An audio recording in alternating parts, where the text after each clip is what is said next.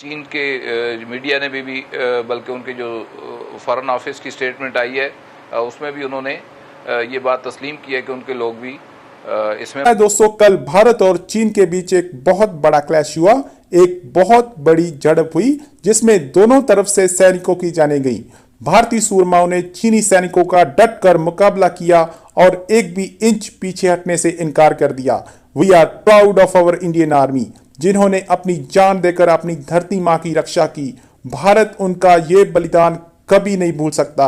चीनी मीडिया ने यह माना कि उनकी तरफ से कई सैनिकों की जानें गई हैं।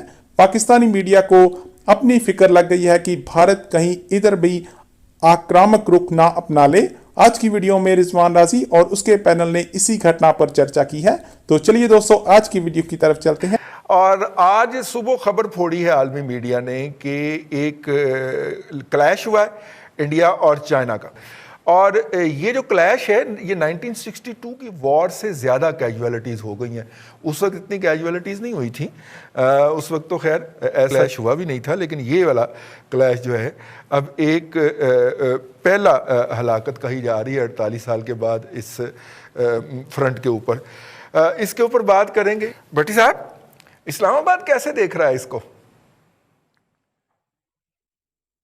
देखिए रिजवान साहब, ये जब मोदी की बात होती है और इस्टेब्लिशमेंट के अंदर और अजीत देवल से लेकर जो है वो विपिन रावत तक, तो हम थोड़े से जज्बाती हो जाते हैं। ये ऐसा नहीं है कि ये स्ट्रेटेजिक कोई इन्होंने डिसीजन ले लिया अचानक और ये वो। देखिए ये पिछले साल यहाँ पे नादन इनका जो हेडक्वार्टर है उसके अंदर मीटिंग्स होती हैं जिसमें दो बड़ी इंटेलिजेंस एजेंसीज के जो है वो चीफ आते हैं। वहाँ पे जो है मंसूबा बनता है जहाँ से जो है वो चाइना और इवन के बाद पाकिस्तान के शुमाली इलाका जहाज के ऊपर अटैक का इन्होंने प्लान किया जो डाइवर्ट हो गया। तो फाइनली ये लद्दाख का जो वाक़या है, जो चीन ने आगे बढ़ा है, इनके जो स्ट्रक्चर्स हैं उसको बेस बना के उन्होंने इनका इलाका कैप्चर किया, जिसको ये अब वापस लेना चाहते थे। दोनों तरफ वैसे हलाकते हैं। चीन के मीडिया ने भी बल्कि उनके जो फॉरेन ऑफिस की स्टेटमेंट आई है उसमें भी उन्होंने ये बात तस्लीम की है कि उनके लोग भी इसमें मरे हैं। लेकिन ये जो देखिए बेसिकली आपका एक कोर इंटरेस्ट है, कोर स्ट्रेटेजिक इंटरेस्ट है, फिर ब्रॉडर स्ट्रेटेजिक इंटरेस्ट है, फिर उसके बाद पैराफ्री इंटरेस्ट जो है वो होते हैं। तो चीन के साथ इनका कोई ऐसा स्ट्रेटेजिक इंटरेस्ट अपना क्लैश नहीं कर रहा था मासवाए के जो थपकी लगी हुई है इनको बड़े साहब की। उसके अलावा कोई फिल वक्त रीजनल हेजमनी के हवाले से जो इनका पुराना एक ख्वाब है और फिर उस ख्वाब को इन्होंने बाकायदा तौर पे अमली शक्ल देने की कोशिश की जब से ये हिंदुत्व राज आया वहाँ पे, और एक मखसूस किस्म का माइंडसेट एक्सट्रीमिज़म जो है वो हर सोसाइटी के अंदर प्रमोट किया गया। उसके बाद दोबारा इन्होंने जो है वो जाकर हमला किया। तो ये सारी सूरत हाल है। लेकिन इन्होंने फिर उसके नतीजे में आज पाकिस्तान की इधर LOC के ऊपर शेलिंग और फायरिंग की है, जिसमें एक सिविलियन शहरी जो है वो हमारा शहीद हो गया है। और दोनों तरफ से ये इस वक्त कन्फ्रंट कर रहे हैं, उधर LAC के ऊपर और इधर LOC के ऊपर।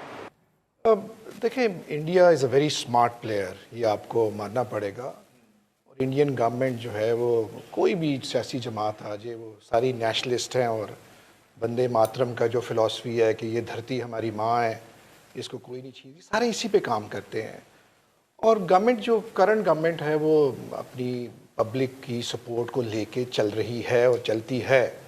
और देखिए, कश्मीर एक बहुत बड़ा आपके सामने एक मिसाल है कि किस तरह उसने प्रेशर सस्टेन किया इंडिया ने।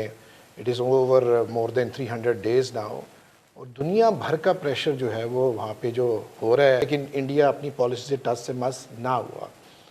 अब दूसरी बात है कि इंडिया में अकाउंटेबिलिटी भी बहुत ज़्यादा। तो ये एक तो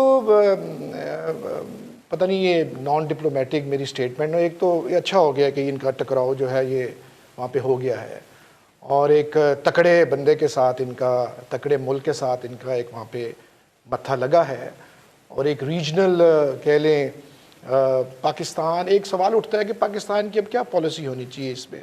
62 वाली होनी चाहिए जी, हमें अमेरिका जाना चाहिए, ट्रंप से पूछना चाहिए जी कि जी चाइना को मार पड़ रही, साढ़े वास्ते क्यों होगा? हमारे पास तो देखिए, हम चाइना हमारा साथी है, वो जो झटकी जो मिसाल होती है, हम तो अपने साथी के साथ खड़े होंगे यहाँ, और इस सिचुएशन को अपॉर्चुनिटी भी हो सकती है इस सारे रीजन के लिए। अब देखना ये है कि इंटरनेशनल प्लेयर्स इसमें अमेरिका बहादुर जो है वो किस तरह इसको प्ले करता है। और इंडिया की अपनी लॉबी बड़ी स्ट्रांग है, ये आपको मानना पड़ेगा उनकी। लेकिन आप इस बात को तो नंबर दें, जैसे मेमल ने भी बात की है कि इंडिया के अंदर अगर प्रो वॉर्स एक लॉबी एग्जिस्ट करती है तो वहां पे एंटी वॉर लॉबी भी बहुत स्ट्रांग है, उनका मीडिया स्ट्रांग है, और बोलता है मीडिया।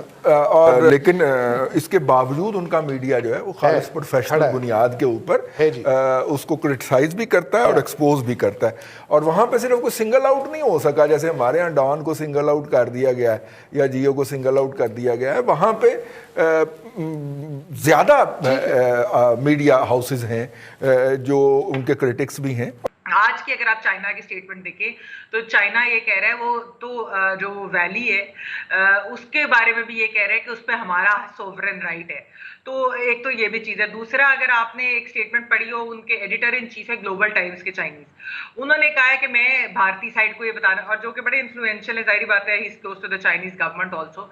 उन्होंने कहा है कि मैं भारतीय साइड को ये कहना चाहता हूँ कि आप मगरूर ना हो, और चाइना ने जो रिस्ट्रेंट अभी तक शो किया है उसको हमारे आप वीकनेस ना समझें।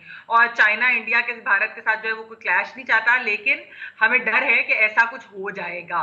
तो ये भी एक बड़ी इंपॉर्टेंट चीज है। जहां तक आपने पाकिस्तान और वो सारी बात की, देखिए आज पाकिस्तान की आला फौजी क़यादत जो है वो एक इमरजेंसी मीटिंग उन्होंने की है इस पूरी सिचुएशन के ऊपर, और पाकिस्तान के जो है वो कश्मीर के बॉर्डर पे क्या हो रहा है, और ये कि चाइना और भारत के बॉर्डर पे क्या हो रहा है। फिर जाहिर बात है कुछ स्ट्रैटेजीज भी उसके बारे में बनाई होंगी कि इन केस खुदा न खास्ता कोई पाकिस्तान के साथ ना कोई भारत का क्लैश, या फिर जाहिर बात है जो भी सारी जियो स्ट्रेटेजिक पोजीशन है वो सारा कुछ उन्होंने, तो एक वो भी चीज होती है। फिर दूसरा ये है कि चाइना और भारत का तो वैसे भी एक पाकिस्तान और इंडिया से ज्यादा बड़ा क्लैश है एक्चुअली अगर देखा जाए। हालांकि उनकी ट्रेड है, ट्रेड जाहिर बात है उनकी बहुत ज्यादा है, और उसी की वजह से वो जंगों से और उस तरीके से अभी भी रिसेंट ईयर्स में बचे हैं। जहां तक ये मैं सिर्फ थोड़ा सा ये बताना चाहती हूँ कि देखिए इस बॉर्डर के ऊपर ना गोली नहीं चलाते, तो इसीलिए जो ये बड़ी ग्रूसम डेथ्स हुई हैं दोनों साइड्स की, ये रॉड्स या मुक्कों से या स्टोन से, बहुत ही कह रहे हैं कि खौफनाक और ग्रूसम किस्म की है। तो ये देखते हैं कि इसको भारत किस तरह से हैंडल करता है, क्योंकि ये बड़ा उनके लिए, मोदी सरकार के लिए बड़ा डिफिकल्ट टाइम होगा।